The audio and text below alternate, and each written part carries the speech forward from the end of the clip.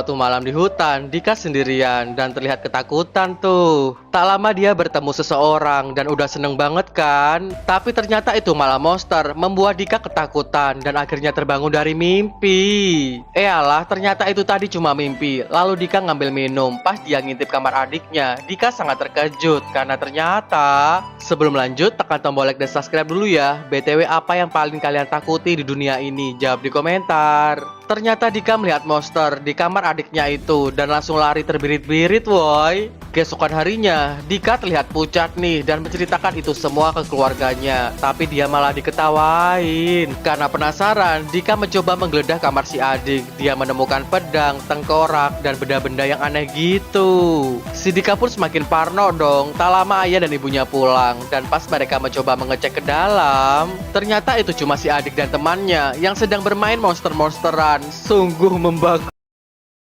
Saat panas terik, Mia dan Dika ngeliat anggrek makan es krim. Mereka juga pengen dong. Tapi pas Mia dan Dika mau beli, es krimnya tinggal satu. Udah gitu malah diborong sama Betty. Ya, mereka cuma bisa melongo deh. Lalu Betty pulang dan memakan semua es krim itu. Tapi karena kebanyakan makan es krim, akhirnya sebelum lanjut tekan tombol like dan subscribe dulu ya. BTW, siapa yang suka makan es krim? Absen di komentar yuk. Yang nggak suka, kalian sukanya makan apa nih? Akhirnya Betty sakit perut sampai kentut-kentut kayak gini dong. Lalu dia pun segera pergi ke mall untuk mencari kamar mandi. Tapi kamar mandinya malah rusak.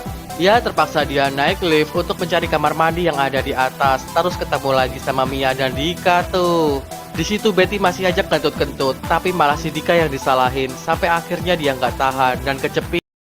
Suatu hari Raja dan Ratu mau pergi keluar kota nih, dan Flynn disuruh jaga adiknya yaitu Rapunzel. Tapi dia malah asik mainan HP dong. Bahkan saat Rapunzel ngajak kakaknya itu main, dia justru dimarahin dan ditinggal pergi. Terus waktu malam hari, Rapunzel ketakutan karena mendengar suara petir dan melihat sesuatu yang seperti hantu gitu. Dia pun segera lari dan bersembunyi di kamar kakaknya. Tapi Rapunzel malah diusir.